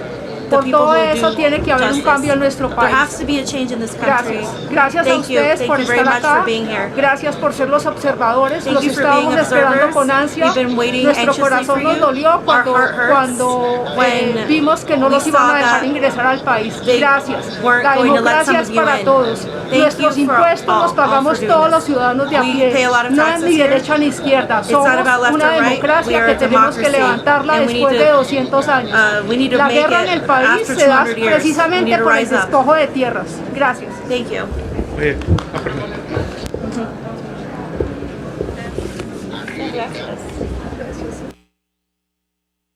She was like, we were waiting for you. We were waiting for you. Like, before we filmed her, she was crying. Like, and it was just like, holy shit. Like, and it's not about left or right. You even said you loved that when she said that. This is about just a fair democracy, fam. Yeah, it's not about left or right for them. It just so happens that the current regime, it's actually not supposed to be they don't label themselves right. Duque's government is, by all intents and purposes, supposed to be the equivalent to a centrist democratic government. But it's anything but that. They call them right-wingers because they have put this narco government in charge and had allowed the police and the military to abuse And that's what they mean by right wing. But that government itself doesn't label itself as a right wing. They think they're just doing the same thing that Joe Biden and the Democrats do. And so, I mean, in a way they are, except, we don't have paramilitaries in government. We do have fascists in government. We have, the paramilitary people are just isolated in like Oregon and stuff, like they're playing, they're like, oh, we're going to take over. I'm not going to fucking take over. They have no power. But the people who have power are the people in the Pentagon, the people in the State Department, the people in the military, and then in the surveillance state. Those people have power. And by all intents and purposes, to me, those people are the real fascists, because they go around and supply weapons to literal fascists. And they continue exerting this very, very just militaristic interventionist foreign policy all over the world. So, when you talk about the paramilitary fascists here, sure, they have guns and weapons, but who has supplied them those weapons? Who has allowed their existence? It's been the United States. So your tax dollar. On your tax dollars. Your money. These people are suffering on our money. This is why we can't have nice things, Fee. So we experienced several vote centers that we went to. Yeah. Expediency across the board. We kind of pointed out the issues as far as when they're signing in, but people were able to work their way through it. Just an awesome experience. So now we're going to get sent over, fam, to the command center. And before you start on this whole situation, I just want to say, like, when we first got there, the way it was sold, there's going to be these cameras, whatnot. I was like, what the hell are we going to? They're going to send us to some command center. And I thought it was full of shit. But then they started doing their report, and it just a light bulb went up. I was like, wow. So if you want to give a little explanation, since this is your tweet and you kind of did this great little video outside there, because we do have a long video, which is like 35, 40 minutes that we can't, we have to figure out what to do with it. But Fee was able to summarize it up right on the spot, man. Yeah, so basically what it was called the PMU, and one floor up was a C14 room with all of the cameras and on all of the voting centers. And so what was happening was they were doing a report, and they said, hey, you guys want to listen into this news report that we're going to do? Well, not a news report, like an update security report. Yeah. Because they have people in each of the voting centers, and they're looking for things. They're looking for, is this what's happening here? Are you seeing people not found in the register? Are you seeing, somebody wearing a campaign shirt in the voting center? There's a billboard over here. So they were talking about all these things, and the guy was literally calling each person by name and by location that they were in. Yeah. And they were reporting, we don't have any issues here. And then some of the other people that were there found issues that the other people hadn't found. And they were like, actually, there is an issue here. Yeah. This Native woman was denied a vote. She's been voting for years, and then they moved her, and that doesn't seem right. And so they were talking about how to resolve that. Yeah. They were talking about overcrowding in certain centers and how to resolve that. Yeah. And so they were communicating. We have nothing remotely close to that. I mean, it is a joke in the United States. Yeah. They don't give a crap. We have the only people that report on elections are like, it looks great, everything's going good. But they're not really looking at the whole process. They have people literally in every city. It was amazing. Yeah. And that's pretty much what was going on. Yeah. 30 people in the room, all the parties present, different representatives from all the parties there. So it's not, just partisan, it's bipartisan, whatnot. And like I said, I was really happy to see it in action, because at first I was like, come on, this is just like a joke. What's going on? But when I saw the way they were working, wow, they were just, boom, one problem there. Let's handle it. Boom, let's handle this problem. Yeah. And how did you handle that problem? We have people all on the ground ready to go in all the locations. So we said, get over to this location, take care of it. There's an issue with the biometrics machine. It's jamming up. So let's go over there, skip that, have people just sign and get their thumbprints, make it efficient and quick. I mean, they were just solving problems after problems. Like Fam said, there's an indigenous family. And at one point they were looking for them. Like, how do we find this indigenous family? How do we find them to get them to make sure they can get back there and vote? So it was really great to see this in action. Go ahead. So we're at the PMU, which is the center where they monitor everything, and they monitor all the elections that are happening, all the mesas, all the tables. And right now they're having an information meeting where they are pretty much dialing every single district, and they're calling them and asking if they have any issues or any updates.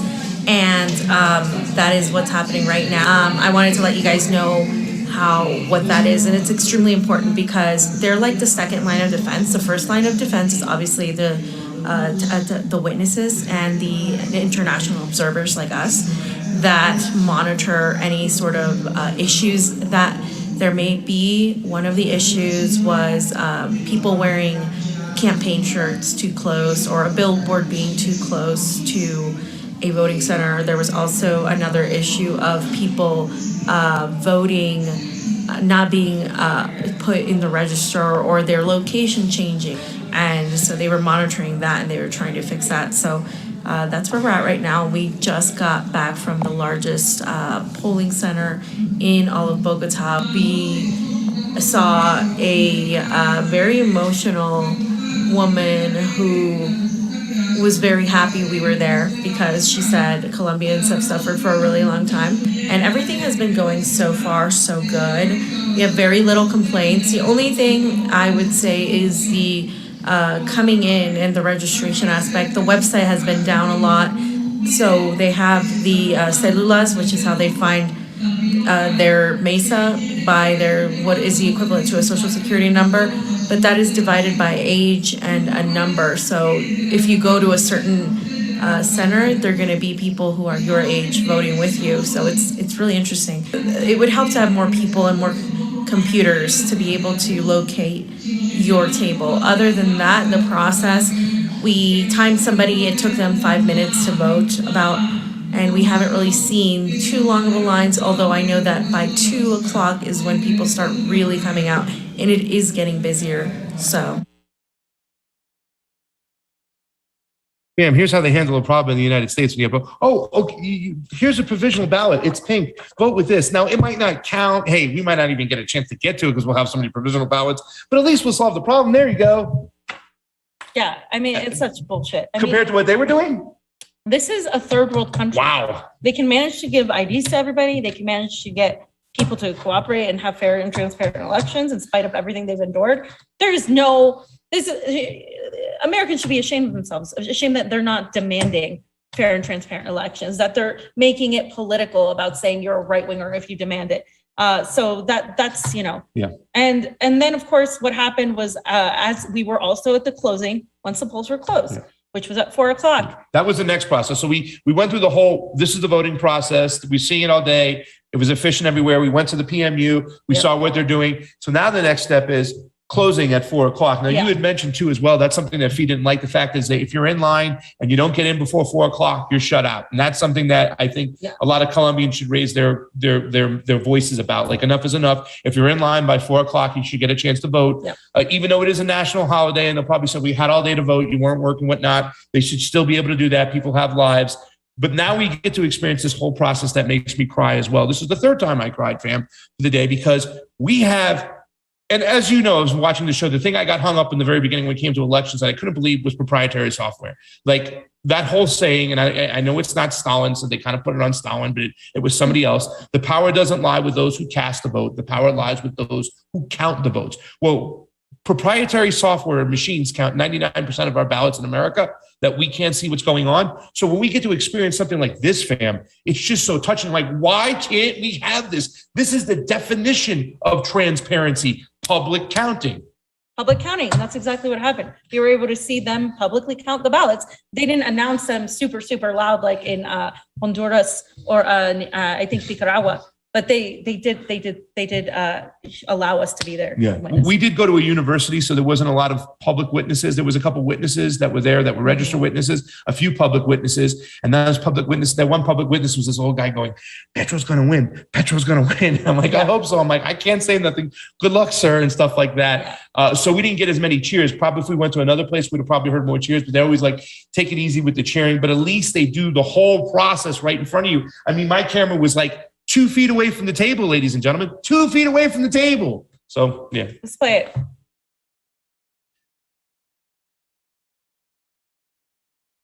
Slide 23. Polls have officially closed behind me. You guys can see they're counting the ballots. Let me see if I can get more footage of that. There you go.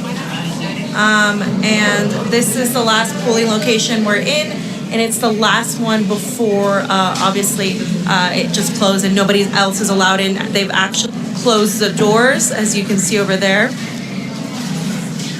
And they're going over the whole, they're going to count all the ballots and then they have to make a tally off the ballots. So this is the initial process, right? This is the initial process. And all of them are doing that throughout, right over here. Now, this is an area where things could technically happen, but more so, a lot of people were worried about the process of scrutinio, which is after this, because initially they're going to have some immediate results. Colombians are used to having immediate results, although we were told that this may not happen this time because of how close the race is and, of course, the political implications of everything. So, as you guys can see, we're right there. And Aj, you can roll right into my next video too as well. The one I did, it's just more or less the same, whatnot, but getting to experience this, you can see each one of us, we were spreading out, going to different tables. If he's like, I'm going over here, you go there, let's go there. Let's make sure we look at each table. We then took pictures of the tally reports. I should put that in there too as well. Play that video. We'll put a quick picture of the tally reports in, but more or less the same right here. Combo Couch on the scene at the polls, witnessing what we should be demanding for. And I don't want to hear that we don't have the resources to do this. This is something that Cynthia McKinney said when she came on the show. The number one thing we need to do when it comes to our election is the people need to take it back. Stop letting our elected officials outsource help to people who have no stake in the game. Zero stake in the game. That's who's counting and running our elections. We, the people, we'll have plenty of people who will volunteer, and you can make sure that at every table there's a different party. There's a Republican, a Democrat, a Libertarian, an Independent, or Green. Do something like that, but make sure the people have a part in the process. They're not going to allow that, Pasta. Yeah. They're not going to allow that. Well, I'm going to keep fighting for it. Sure, but the United States is in a different place. Yeah, we have too many people that are so propagandized that they rather, watch things that are completely just irrelevant in the grand scheme of things. They'd rather focus on, when they want to talk about politics, they focus on bullshit. They really are so brainwashed in the United States that I think the only way, unfortunately, that they're going to wake the hell up is when things start happening to them financially, when everything falls apart, when they start experiencing a fraction of what these people experience every day of their lives. Yeah. And somebody else said that to me. They were like, it's not like we were like begging for that to happen, but they're like, I think this is the only way. I think it's the only way for people to wake the hell up because they don't pay attention to foreign policy. The United States of America, the residents of the United States of America, the progressives, the left, the independent media of the United States of America does not pay attention to foreign policy. They don't give a rat's ass about it. Yeah. And it shows. It shows. And that is something we're going to continue talking about because, like some of our friends, they do so much work on foreign policy. And they're not even in America, some of them, because it's like hard to be in North America right now, right? In the United States or Canada. But it's this thing where they cover foreign policy because everything that is happening in the world is connected to foreign policy. Yeah. And we don't talk about that enough. And it's our boot, right? Yeah, it's our boot. It's our boot. Everywhere. And if we, as I said earlier on the show, as we're coming to the end of the show, it's something that I don't blame the American people for the propagandized nature of it, but if it's something that is happening right now, the reality is that this is right now what causes so much strife on so many people around the world. And if you're going to not talk about it, then you become complacent. Let's roll this video. Yo, what's up, everybody? Pasta Jardula Combo Couch here. This is the most exciting time. You can see behind me all these different tables we got going on. This is a university in Colombia where they had about 8 voting tables. And the process we're witnessing behind us is actually the counting process where they do it in person. We got some videos we're going to put up on the Combo Couch and everything. But just take a look at how this process goes right now as we go to the table. If it will let me switch, it won't. But you can see right behind me. Boom. Right over there, they're breaking it up. All the ballots are very simple. They're putting them into piles, and they're going to count these piles right now. And once they're done, these are all jurors. They'll sign the numbers that will go 1, 2, 3, 4, 5, 6, 7 of the 7 candidates, and then they'll all sign a piece of paper with the total votes and send it off. It will go to the main tabulation place. But you can see it here. It's just an exciting time. When they actually closed the polls and they shut the doors at 4 o'clock, everybody clapped. It was just an awesome feeling really inside to see all this and witness this right now. We don't have this in the United States. Our stuff is taken to a tabulation room and counted by secret tabulation. Take a look at it. Right over here is another table. The 6 jurors, you can see them right there. It's just so exciting right now. We get actual results, fiscal results that we, the humans, can see with our very own eyes. So the next part is going to be taken off to another place for a little bit of scrutiny to make sure everything's what. But we'll actually have a soft count. It's not the final count, but a soft count, and then we'll get back to you and let you know who won. So far, out of the 4 tables that have finished counting, out of the 4 of the 9, Petro is in the lead. And that's what a lot of people are fighting here for new change, or the first leftist kind of government in Colombia. Pasta Jardula. I'll see you later at the polls. So yeah, and then I just put up the very next picture there, Oz. I put it in the doc right now. It's just a picture of the actual. I just want to show you that they get to show you the picture, and we get to take a picture of it. He was taking pictures and posting it on Twitter. Yeah, of each one. You can see it's just that's the E14 we talk about. They each got to sign it, right? They each put the numbers in there, and down below there's a place for 6 signatures for the jurors to sign. So they each put their marking on it. They have to agree on the top. They all have to get the same. Yeah, and the first thing they do is they count the ballots, and they're like, okay, this is how many votes we need. And do we have as many ballots? So the first table we heard, they were like, yeah, we got the amount of ballots. We got the 300 ballots, the 323 ballots. So our paperwork is perfect. And there's checks and balances throughout the whole system. And it's just amazing. This is something, like you said, we'll never get it, right? I want it where it's cast, it's counted. We've talked about this in Nicaragua. Where the vote is casted, where it's cast, not ED, that's where it should be counted. Because once you get it out of the room, who knows what could happen? It could go into the incinerator. It could be changed out, whatnot. You could send it to another tabulation area where it could be used if there's an audit or something. But you always should count the ballot where it's cast. That is the most fair way. That is the most safe way. That is the most secure way. Yeah, and I just want to finish up with this tweet of mine because I said, it's Memorial Day, right?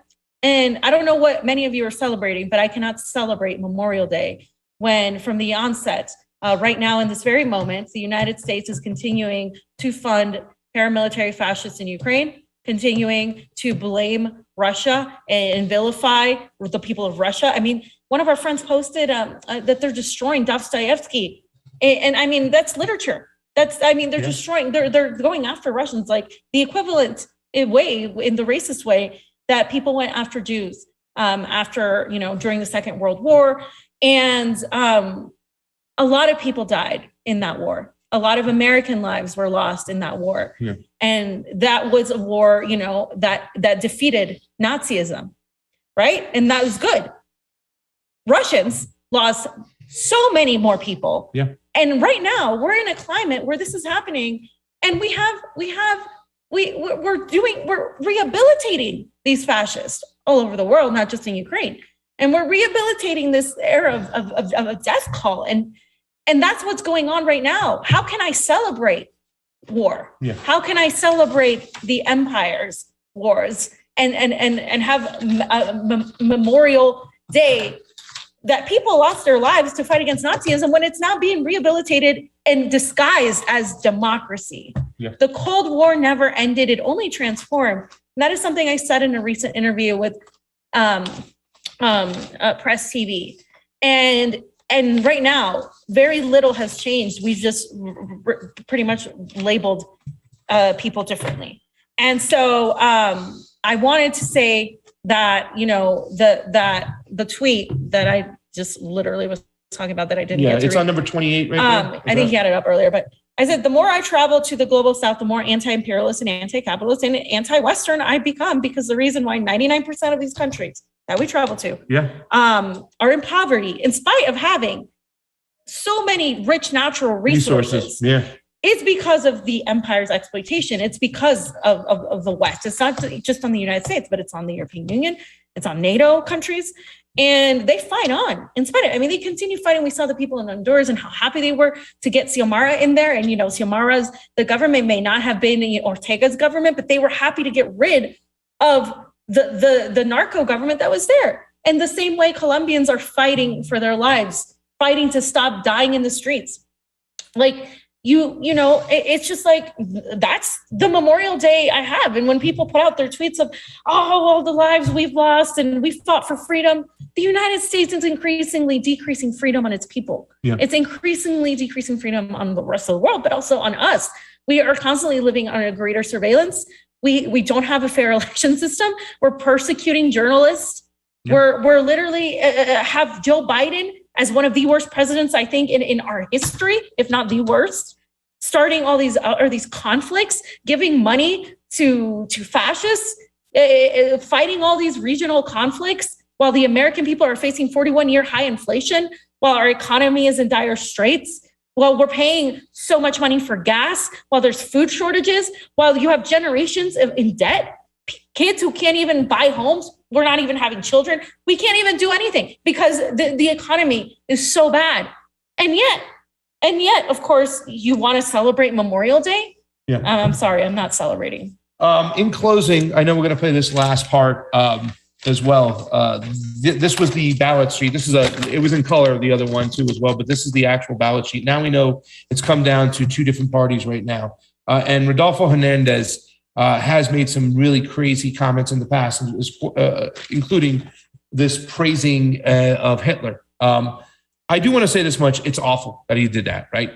No doubt about it. And we would think that it would eliminate him as a potential candidate or the next potential president of Colombia. It's not going to be. For this next couple of weeks, if people are going to win this battle with Petro, they're going to have to get out there and show what they're going to be able to do policy-wise different than this guy, how they're going to win, how they're going to help people out. It's not going to be enough to just smear the other guy as a fascist who likes Hitler. It's not going to work. Yeah. Okay. What's going to matter is the fact is, and this guy's painted himself as a populist, like he says, and he wants to do certain things. They call him the Trump, and you said one guy said called him more Zelensky than Trump, or whatever the case may be.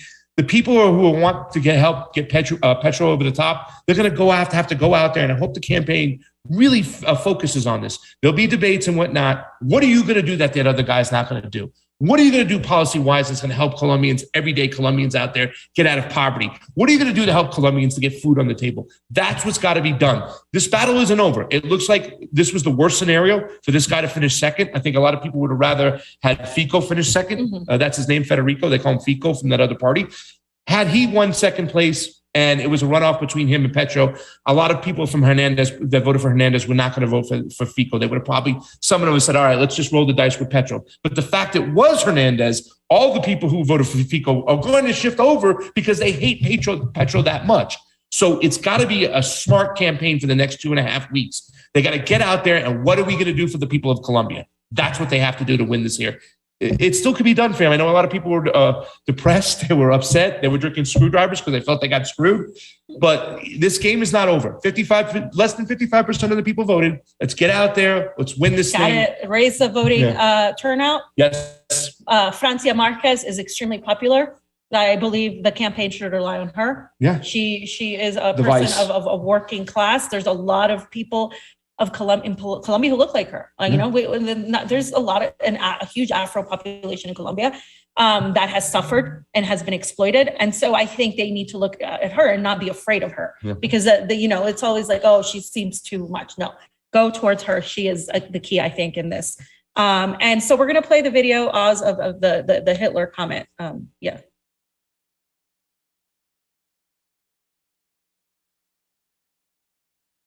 Yo soy seguidor de un gran pensador alemán que se llama Adolfo Hitler. Yo soy seguidor de un gran pensador alemán. I am a follower of a German philosopher. His name is Yo soy Adolf seguidor de un gran pensador alemán que se llama Adolfo Hitler. This is the one time. Yo soy seguidor de un gran pensador alemán que se llama Adolfo Hitler. Yeah, I think we get Adolfo Hitler. Yeah, so look, you could even say, oh, he was a great philosopher. Economically, he pulled the German people out of... specify what the hell he was following. I mean, I would never say that because, no. But it's just he said many things. He's said many controversial things, many awful things. You know, they compare him to Trump, but I honestly think it's a Zelensky type. He's extremely controversial on purpose, and that gets him attention. He's got a really huge TikTok following. Yeah. And that's how he was able to get. He smacked the shit out of that guy. He was another guy he was having a disagreement with on some type of project, and they were yelling back and forth. I don't know what they said, but eventually he smacked the guy. But that's the potential president of Colombia. Yeah. Just so you know. But like I said, this is going to be won only if the Petro people show that they can help the Colombian people, the everyday Colombians, the poor Colombians, help their everyday lives. That's how it's going to be won. Not smear this guy, because it doesn't work. It's what am I going to do for you? That's what's going to happen. I mean, yeah. I mean, you know, they should. I mean, that's out there already. It's people should know. It didn't stop him from getting second place, fam. It didn't stop him from getting second place. 5.6 million votes. It didn't stop him. Yeah. You know, and that's the ruling party that was already in power that he got more votes to get into second place with. So this campaign has got to be a strategic one. They better get boots on the ground, get butts out there. And who knows, my fam, I know you have a schedule. You might not be around, but I might be in Colombia to see it. All right, fam. All right, so that's it, guys. Thank you to all our patrons out there. Let's go really quickly. I know we didn't do any. This was one long section today, but we do have a couple super rays from you lovely people. And I want to say thank you to everybody else. We just saw it right now. People who hit up our Give, Send, and Go. Thank you guys so much. If you have a few bucks, givesendgo.com/support the combo couch. We still got a couple days here. A lot of things going on before we get out of here. There's a scrutiny process. There's going to be a special guest tonight come and speak, you know, and we're just soaking it in. There's so much stuff to do here and so much going on. So the Super Ray was from Leonard Trust Fund. Yes. Love you guys. We love you, Leonard. Too. Thank you so much. I think that was it. Yes, I think that's it. That was it. No, Hamza Mir says, oh, no, that was a different stream. Sorry, but from the other day. Thank you so much, Hamza Mir. And thank you, Leonard Trust Fund and stuff. So that's it for today, fam. Anything else to look forward to? No, I mean, I think we're going to try to stream as much as we can while we're here. Just in general, we're going to cover whatever's going on in the world while we're here, because if we can. So we'll be back to a regular schedule later this week as well. So thank you, Oz, for engineering. I know you're not feeling good, so thank you so much. Send some love to Oz. Send some love to Roar Media. Shan the Master. Amber King, we love you. We miss you. Stevie, I love you. I can't wait to get back home to see you. Hunter, Ty, Stevie? All you guys. Stevie. Who's Stevie? Steven. Does anyone know who Stevie is? Steven. You mean Steve Poikonen? Yeah. Oh, okay. Fam, I can call him Stevie. Steve told me that if I feel the way I feel in my last tweet, I should move to Russia. And a lot of people attacked him, not knowing that he was like, or Moscow, that he was like joking, you know? And like, he's like, the amount of white knighting on your post is just ridiculous. And they're not white knighting, they're fee knighting. Ha ha, I will defend fee. Please. He's joking, guys. He knows I'm moving to Moscow. That's why he said that. Guys. Yeah, but listen, later this year, you know, we're not going to stop doing this. And I really hope there's some people out there who kind of join us in this crusade. We see election integrity activists out there. They're not the ones that come with us out here and stuff. They're anti-imperialists, and that's great. But you got to be both. You got to understand the process. And the more people going out there covering the process, the more we can get this information out there to teach people the process. And it's so important, because if we don't fix this, the politics will never, ever, ever change. And if we are not there to defend the rights of other countries from the empire, right? Yeah. If they know that we're present, they're less likely to do this. I mean, they did stop some of us from coming in, and that really made me really upset. Thank you to Julie Love for being so great. Lucky Burrito. Lucky Burrito. We love you. Okay. And you guys are all awesome. We love you guys, all of you that love us and support us. In spite of everything. Thank you so much. Yeah. And don't forget, later this year, despite wherever we go, whatever we do, we're going to be in Brazil. For that great election. That's going to be Lula versus Bolsonaro. And it's going to be like a heavyweight fight. We'll be there on the ground to make sure it's fair as much as we can. So that's it. So for Pasta Jardula, Oz on those ones and twos. On out. See you later. We love you guys. Bye. Not happy Memorial Day.